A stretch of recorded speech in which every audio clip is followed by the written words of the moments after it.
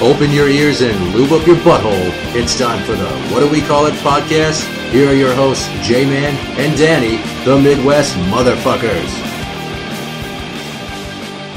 Hey, what's up, Jmann? Danny. Welcome to what is technically episode 4, because the Christmas one doesn't count. It's a special, so fuck you. I counted it, though. I don't care. I don't want to hear that shit.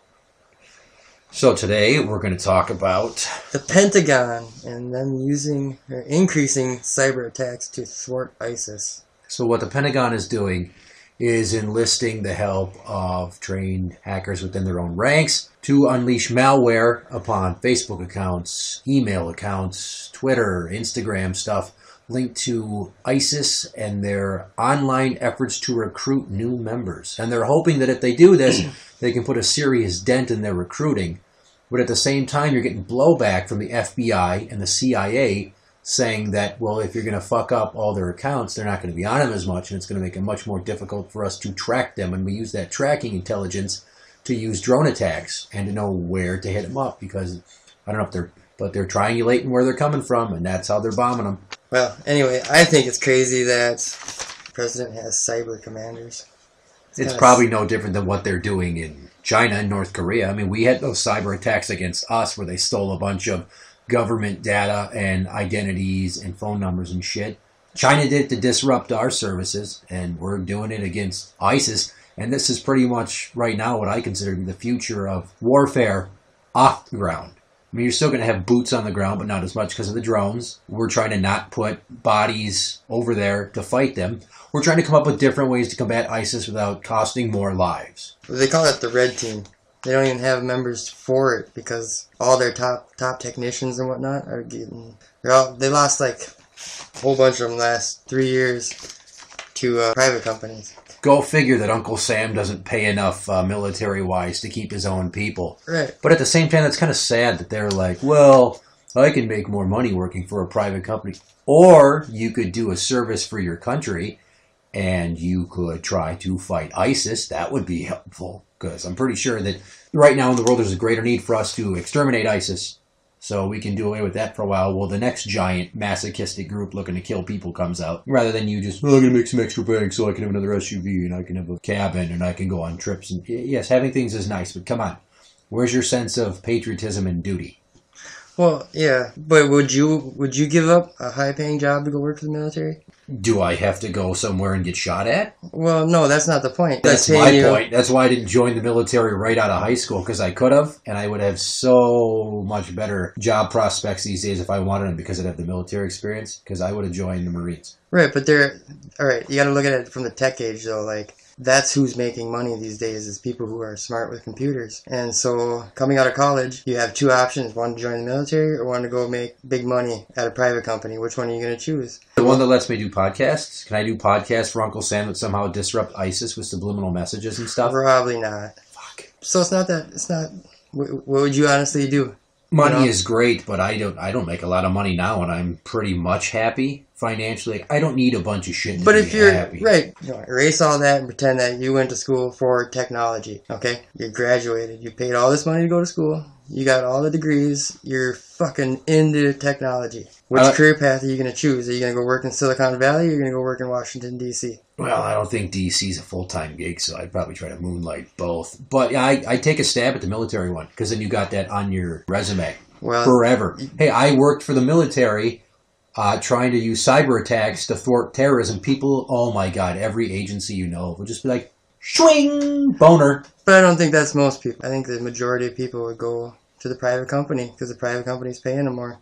I just find it interesting that we have one arm of the government that's like, yeah, we should do this. It sounds like a good idea. And everyone's like, no, that's a bad idea. How are we going to find the terrorists? Well, the other thing, too, that they're worried about is because they're trying to not censor, but they're trying to monitor more here. So as soon as you open it up more to them fucking around with that, it's just going to be the slow takeaway of the internet. They can't take away the internet. How am I going to buy things? I'm not going to go into stores again. Look at North Korea. Look at China. China doesn't have Facebook. They have something. They have They have their own. Yeah, China copies everything and makes their own shitty generic version. Like, they got a whole city that looks like Italy. Yes, and it's vacant. They can't get no one to live there. They built these Chinese little people rivers don't through like it with the spaghetti. gondolas, and it looks like parts of Italy. Like Florence, Italy. Huh? Yes, that's it.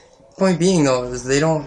The government controls all their people's access to the internet. They are controlling the information that people are getting. Same with North Korea. North Korea don't even really have internet. So Well, as soon North as you Korea open, doesn't have a lot of shit. as soon as you open up our officials to fucking with that, it's just going to be a slippery slope. So you're saying, don't let them do it so there's less control over the internet. You're worried that it's going to bleed into them trying to block out parts of the internet to us because they're going to be too busy using it for cyber attacks and monitoring. Well, yeah, exactly. They'll do that, and it'll just open them up to saying, oh, so-and-so Googled this, so we got to keep an eye on him and start restricting what he's getting or what they are getting as groups, Well, they're already doing that. They're like, hey, you stay off of Urban Dictionary. Quit looking up funny stuff like a Chicago sunroof or a hot tamale or a blumpkin.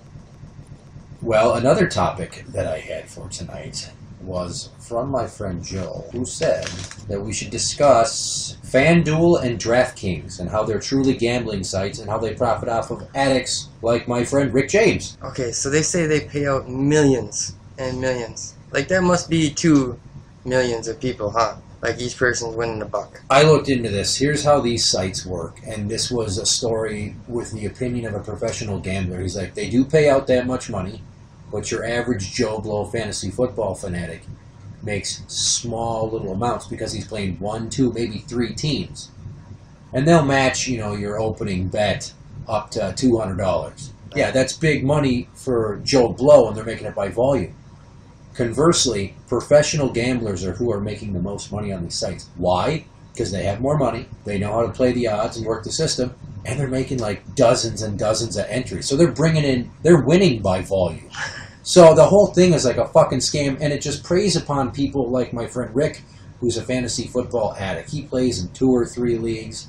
Personally, fantasy football can suck my cock. I think it's fucking stupid. I don't have time for that shit. I don't see the point in taking a sport where you normally would have loyalty to a team and a fan base and just, well, I really like the Vikings, but, I got a couple of Packers on my team, so I really need them to kick our ass. It's a back-asswards mentality. And some people get real into that. They buy books on it. They're checking stats online every 2 minutes. That'd be like, I'm in the military for America, but I bought stock in this Canadian company that has defense contracts, so I really kind of need some Canucks to get in some tanks and blow some shit up so that the stock rises and I make more money. So we need our guys to just kind of fuck off for a while. That's an amazing analogy.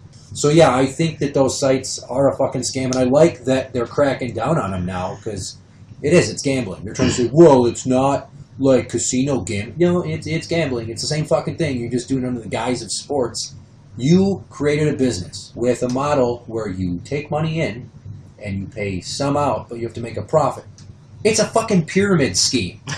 You get money from the dummies, and then you get money from the not-so-dummies, and then you get money from the smart people. Well, you take money from the smart people to give a little to the dummies, and then you give a little more to the not-so-dummies.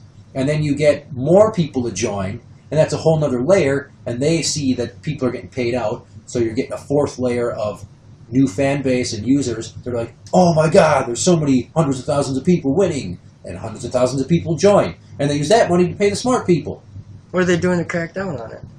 They are banning it in New York. They put a cease and desist on it in the state of New York to stop them from doing it, saying it's illegal gambling.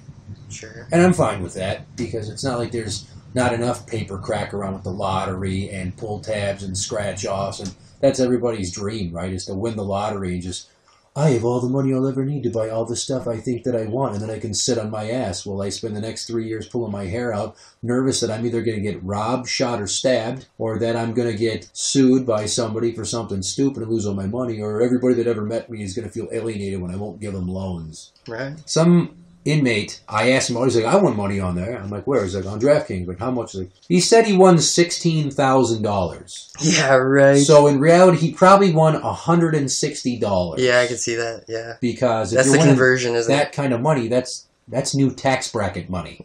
So let's get a better lawyer money. Well, yeah, no shit, right? Fantasy football is one thing if you're betting with your friends. But when it becomes a professional gambling racket, I swear to God, I bet you, not only is the government trying to say it's illegal gambling, that the sports books in Vegas are in on this too.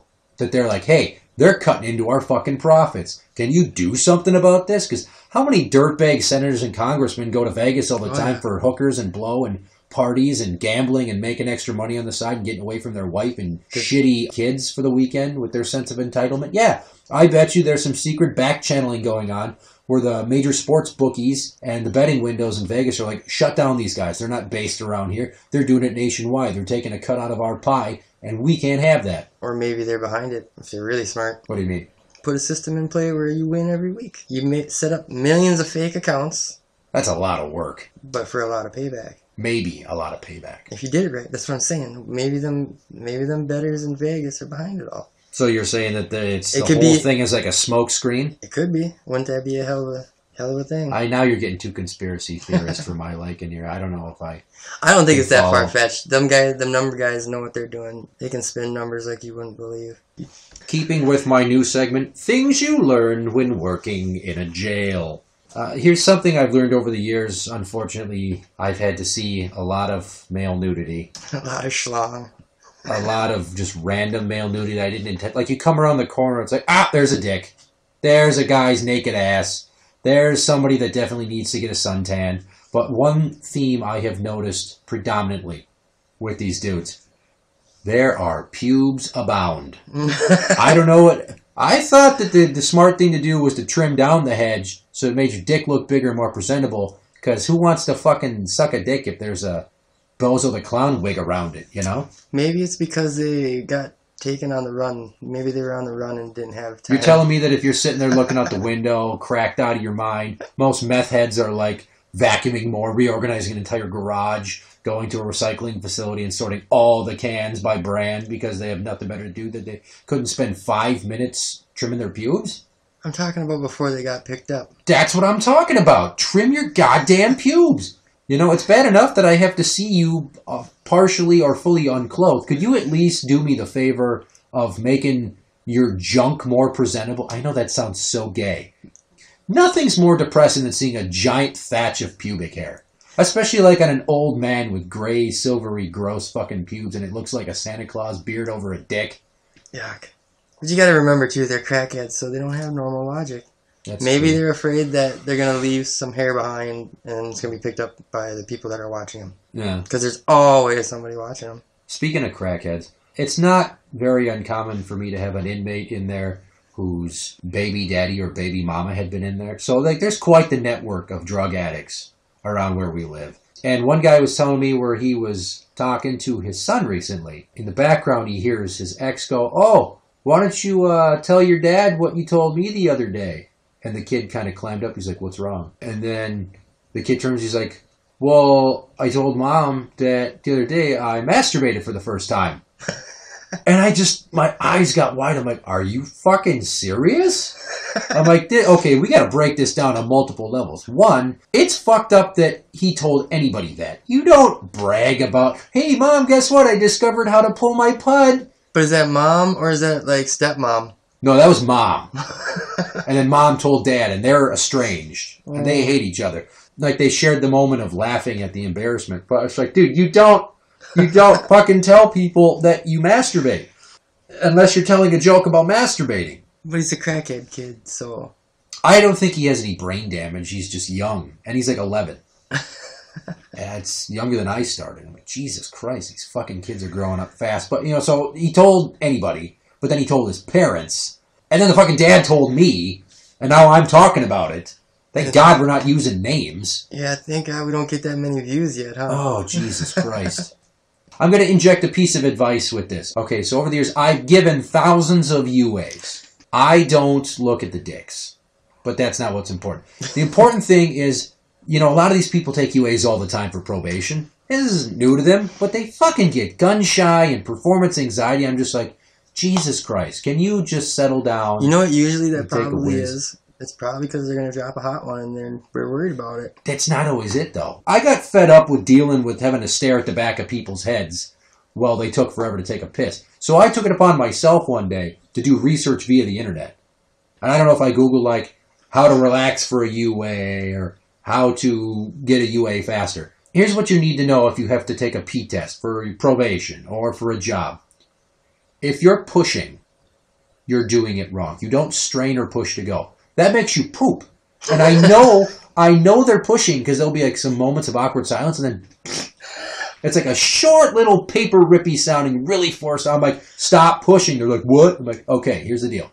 1, stop pushing the pee out. It doesn't work. What you're doing is tensing the muscles around your bladder so it'll loosen your sphincter and then the poo in the air comes out. So what you need to do is just take a big deep breath and let it out. And a few deep breaths in and out real slow. And that'll relax you and relax the muscles around your bladder, which will let the pee come, and we'll get the cup of golden goodness, and we'll get our answer because we use instant cups where I work. I shit you not. When I put that into practice, I have been getting UAs so much faster. Nice. They're like, does that work? I'm like, you fucking tell me. Do it right now. I'm like, see, I told you that shit works. And some people are like, how do you know that? I'm like, and I have to tell them. I'm like, well, once upon a time ago, I got sick of staring at you guys, and you've taken forever, so I decided to look on the internet, and I figured it out. And I'm like, there's fucking science behind this. I took the time to learn the science.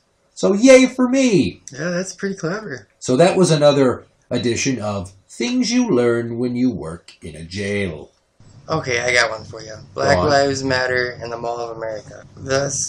Yesterday, they announced it today, actually, that the restraining order will be enforced upon the leaders of Black Lives Matter, i.e. 3 people. Fuck. 3 people are going to be banned from the mall, and the judge said that they can't stop anybody else as acting as agents for Black Lives Matter. Well, that ought to slow them down. 3 people, jeez. Exactly. The restraining order ain't working. You know what that'd be like? That's like if Pontius Pilate's like, you know what, I'm not going to kill Jesus for the slaughter in his ministry.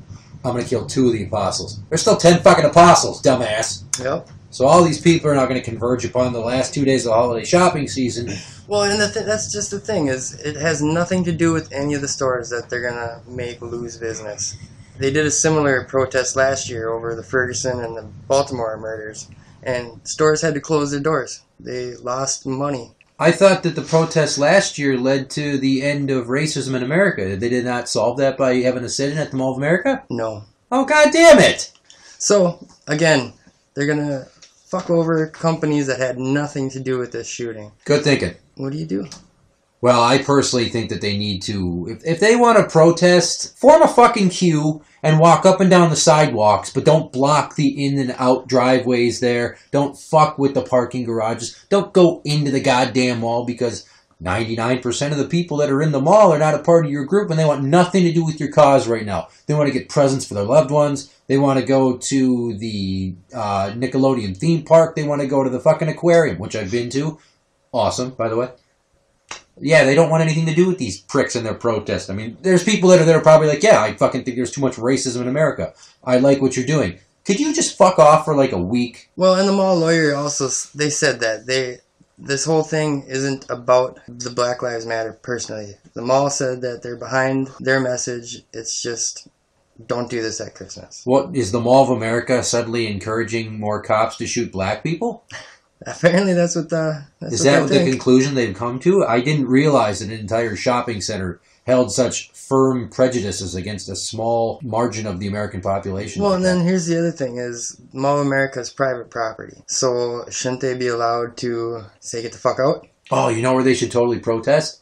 On the internet in their fucking homes away from everybody so I don't have to hear about this shit because I'm not going to go into the goddamn chat rooms where they bitch about this stuff and I'm never going to have to deal with it. Can you just do us all a favor? Could you stick your head in the sand, and by that I mean go back to your house, crawl back into whatever hole you crawled out of, and stick to the internet. That's what everybody does these days anyway. They bitch and they piss and they moan behind the screen anonymously because they think that they'll never have any consequences for it. And half the time, if you don't want to read it, you can just click away. That works for everybody. Go back to that shit. I don't need your in-person activism in my shopping center. Because maybe tomorrow I wanted to go to the Mall of America and I wanted to walk through the giant tube where there's turtles and shit swimming above me. And I can't do that because you're too busy protesting. Thanks, dicks. Thanks for impeding on our freedoms. Mm-hmm.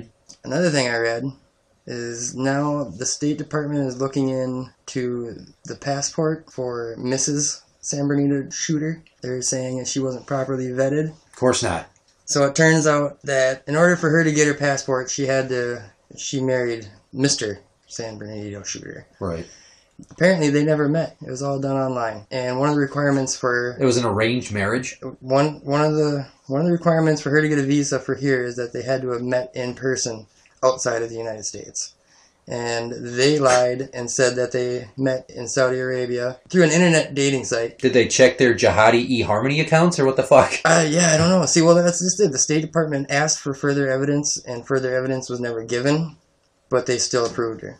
Well, yeah, but on that website, they probably were matched up on 20 different dynamics of personality that said that they both wanted to get together and murder innocent people. Their only evidence of having met was that their passports showed both of them in Saudi Arabia around the same time. And there's discrepancies on that, too, because something about his visa expired after 60 days, and she showed up like 30 days after he did, so he might not have even been in the country, but there is no actual proof that they met physically. It's one of the requirements for getting a visa, because he was already an American citizen or granted a passport. Jeez, I thought that those Russian mail-order brides were cutthroat, but these cunts take it to a whole new level. Like, hey, we should go meet up and have a coffee and talk about how much we hate the great Satan, and then we'll take a plane ride back and throw some rings on, shit out a kid, just to live on our legacy, and then we'll go and get some guns and blow up some people that don't deserve to die, and then we'll die in a magnificent shootout with the police, kind of like what happened to Queen Latifah at the end of Set It Off.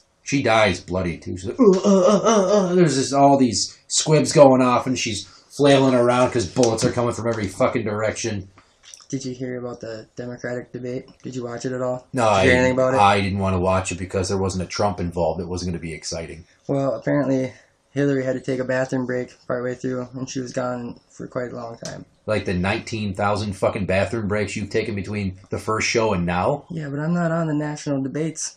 No, but you also probably have a prostate the size of a goddamn grapefruit at this point where you're slamming tall boys a surge 2 at a time.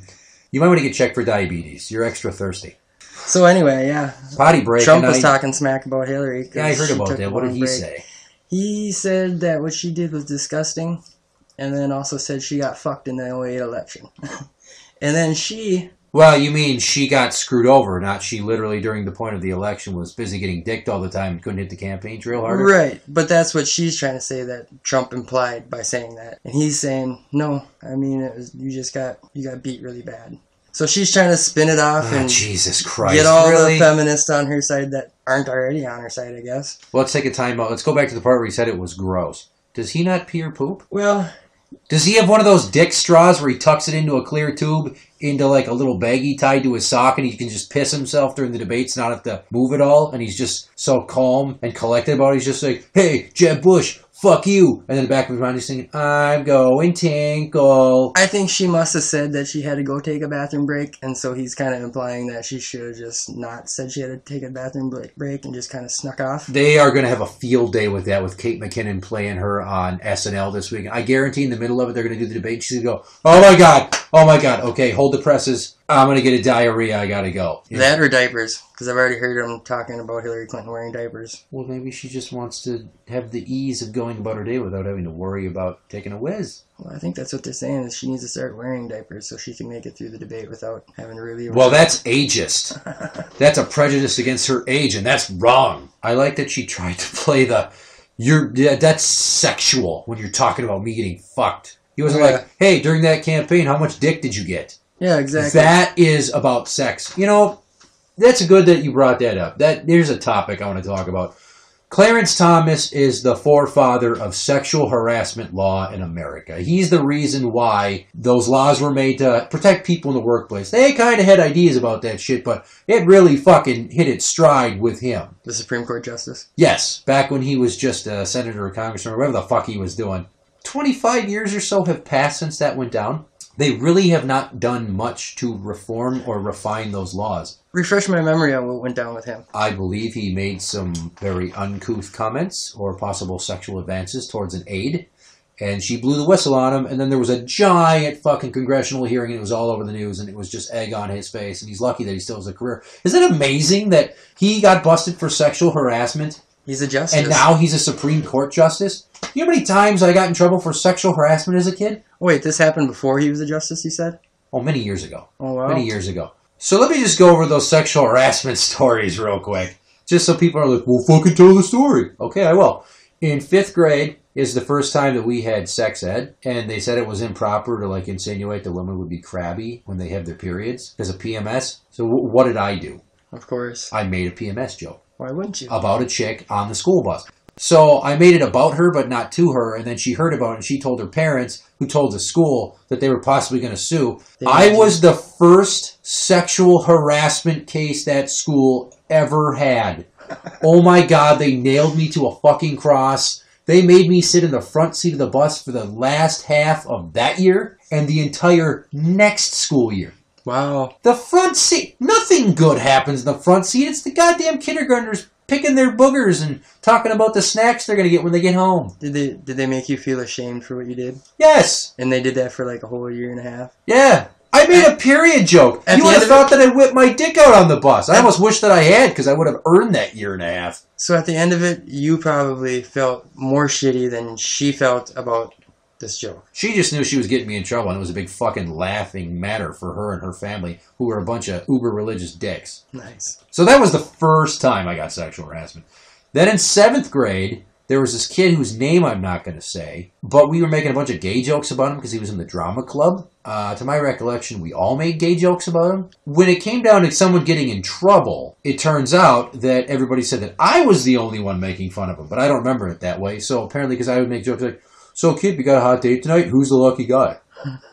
Yeah, so I got in trouble for that. The reason that it got brought up is because he complained to his dad, and his dad called my mom, who said that his son was afraid to come to school because he didn't want to be teased anymore. Oh, it's the beginning of pussification. I'm sorry, I was a total son of a bitch for the way I was mocking him for being... You know, I hope that whatever he's doing, he's happy. If he's sucking a dick, good for him, because I'm pro-gay. Ironically, I didn't understand it back then. Now I'm like, hey, you want to be married? Get married. So I hope he's off somewhere sucking a dick with a smile on his face. That was 7th grade. 8th grade. I don't even know if it was a full calendar year later. And we're sitting on the bleachers at gym class, and our gym teacher has her high school yearbook out, and people looking at pictures. So I waited for like that quiet moment when everybody stopped talking. I'm like, hey, Miss Thomas, do they have any pictures of you in there from before you were a woman? Oh. Dead silence. I got no laughs. I got like, oh. And then she's like, my office now. And so I'm like, oh, God damn it. I was more upset that I was in trouble than that I had offended her. It was a selfish prick that I am. So I'm like, God damn it. And I marched to her office, and she's like, that is unacceptable. You can't do this. So then, oh my Christ, I had to go sit with 2 teachers that were the designated sexual harassment debriefers. And they talked to me. And I was like, come on, this really isn't that big of a deal. And the male teacher's like, it is a big deal. You need to take it seriously. And I'm like, okay, I just made a joke. I don't actually think that she had a sex change. He's like, that's not important. You should have said it anyway. He was trying to. So that was the 3rd time I got sexual harassment. And the 4th time, I didn't really get it, but I almost got it. Should you have gotten it? No, it was fucking bullshit. I'm in lunch period, and I go to the art class where some of my friends are. I sit with them. And this dude starts talking about this chick, and he said like nasty shit. I'm like, oh my God, that's really explicit. I went to go tell her all this shit he's saying. You went to snitch him out? Yeah, I wanted her to avoid him because he honestly struck me as the type that might be a sexual predator or a date rapist. He was all rapey. I was trying to be the protective big brother type because I was a senior and she was a freshman. So I told her, and then the next day I get called into the goddamn assistant dean's office. And he's like, you said this, and her dad came to drop her off, and he was looking for you. He wanted to rip your goddamn head off with you sexually harassing her. I'm like, whoa, wait, what? Yeah, you sexually harassed her when you talked about all that sex stuff. I'm like, no. I talked about some other guy that was going to do sex stuff to her, and it creeped me out, and I told her to protect her so she would be informed. He's like, well, you can't be doing that. I shouldn't even let you walk for graduation. That's 2 days before graduation. Oh, no. Yeah, he was going to fucking take away my walking to get my diploma, which would have killed my mom, but never would have happened because she's an insane person who would have fought it to the death. Suddenly, I'm like, I got to work an angle. I'm like, okay, you know what? I'm sorry. Not just because I did it, but obviously I'm old enough that I should know better. I let you down. I'm sorry that you have to talk to me about this. You know that I know better. I know that I know better. Just please don't stop me from walking to graduation for my mom's sake. Like a fucking charm, he flipped. He's like, well, okay, well, here's what I want you to do. Why don't you just apologize to her, and then we'll call it good. So what the fuck happened on her and that it got twisted into you saying all this shit? Well, because she was 14 and a ginger and dumb as fuck. They instantly thought you were talking about sex. She's a girl. You're older. She's younger. I was quite articulate. She was dumb as a box of rocks. She told her dad that somebody was talking about sex that made her uncomfortable. Daddy Dearest, the protector, jumped to conclusions. The next thing you know, I'm about to get slammed in the ass with the big fat cock of justice. God damn it. So what happened to the douchebag that was actually saying this stuff? Nothing. Fucking nothing. They never even talked to him. Nice. That's how bad they were dealing with this shit. You know, there was a time once where a girl that was a friend of my girlfriend at the time de-pants me. Like, my boxers didn't go down, but my pants went down. I'm standing there and I quick hiked them up. And I told the dean, he didn't do shit. You want to talk about sexual harassment? What if my fucking ass cheeks were hanging out? That's not even harassment. That's a fucking sexual assault. And by today's standards, I got raped. Yeah. I got full-on penetrated just by my pants being hiked down halfway. Well, like I said, if you would have done that to her, you would have been fucked totally. Oh, yeah. Literally. And figuratively. I would have been figuratively fucked by administration. Then they would have sent me to juvie, where some other kid probably would have waited for me to go to sleep on the meds to take the heat off my anxiety disorder I would have developed. And then he would have slid me the old chocolate salami right in my beehole. Do you think things are any different in schools now, as far as all that goes? That's what my overarching point was, is that, so we had Clarence Thomas 25 years ago or so to now. The laws have not been refined or reformed. They've been made stricter. So instead of more clearly defining what is sexual harassment, they've basically made it more ambiguous. Envision opening an umbrella. It started as a closed umbrella, and everything underneath it was sexual harassment. Now they've opened it up. Everything's sexual harassment. You know, you mention anything with a body part to a female, and she can go tell on you. And first off, if you're getting accused of something, you're already screwed because you're on the defensive. I've said this many times. You're fucked. And anybody that you try to reason with, that's like a boss, is not going to listen to a goddamn word you say. They just want to fuck you over and shut you up to stop anybody from having any goddamn fun. If I'm trying to hit on somebody repeatedly, unwanted advances, an unrequited crush, and I'm trying to pressure them into sex or dates or all that, harassment. If I make a dirty joke, that's a dirty joke. It's not harassment. Well, other people shouldn't have to work in a harassing environment where they hear these unwanted jokes that offend them. Then stop fucking ear hustling my conversation, you antisocial cunt. Right. Go take a break in another room where I'm not at, because this is my time, and everybody else is laughing and having a good time, and you're the only douchebag who has a frown on their face. I get it. It's always you might be a little offended because you have more refined social graces, but goddamn it, don't get pissed off at me because you're not included. Yeah, it's always the one that's not being talked to. It's always the one that just hears it out of earshot.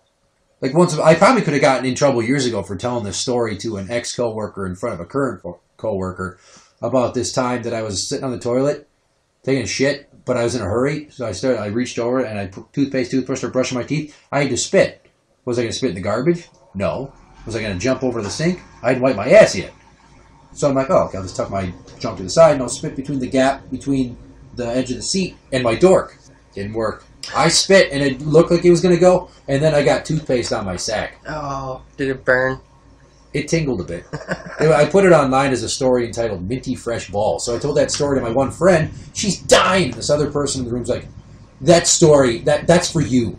I don't want to hear that. That's for you to enjoy. I'm like, okay, well, I was talking to her, and you're not supposed to even be in here right now. Actually examine the fact that you never should have been here, and we should be having a good time. But thanks for being the fucking fun police, you buzzkill. Again, it was the person that you weren't even talking to. Have you ever been accused of sexual harassment in school or anything? Yeah, I want to say it was, it was middle school.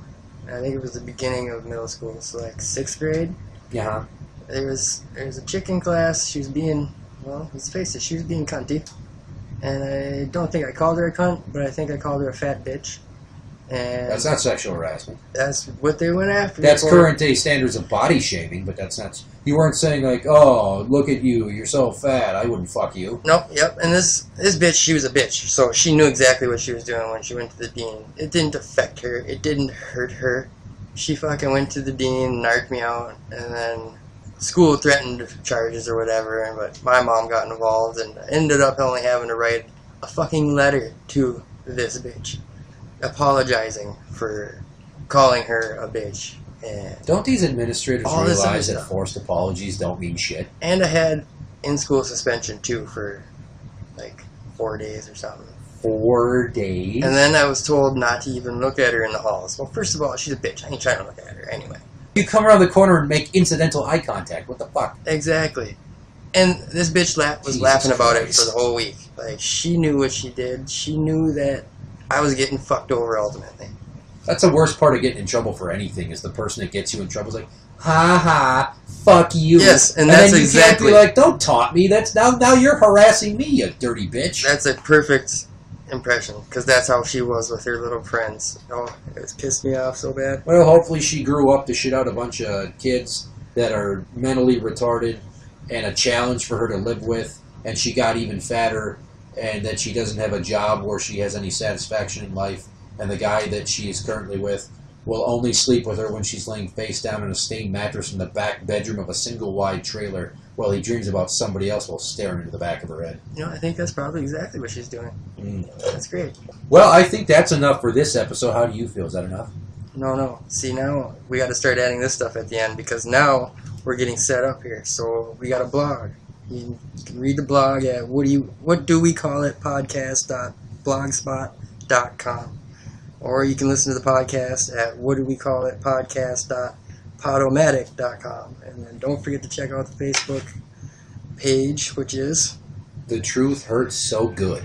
And that's a Facebook group, not yes. a page. So. Okay, well, I guess now it's the end. So I'm Jmann. I'm Danny. And that's the end. Bye!